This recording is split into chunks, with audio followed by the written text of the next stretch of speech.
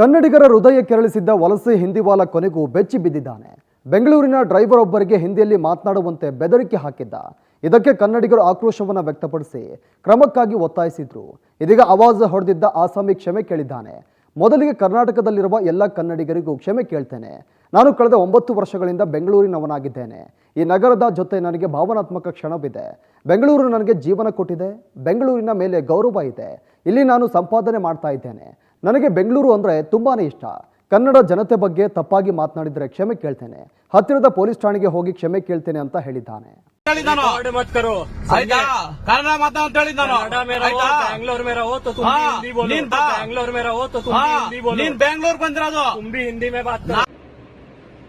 First of all ನನ್ನ ಸ್ಟೇಟ್ನಲ್ಲಿ ಇರುವ ಎಲ್ಲ ಕನ್ನಡಿಗರು ಹತ್ರ ಕ್ಷಮೆಯಾಚಿಸ್ತೀನಿ.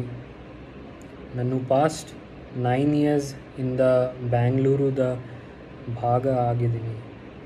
ಈ ಸಿಟಿ ಜೊತೆ ನನ್ನ ತುಂಬ ಸೆಂಟಿಮೆಂಟ್ಸ್ ಇದೆ.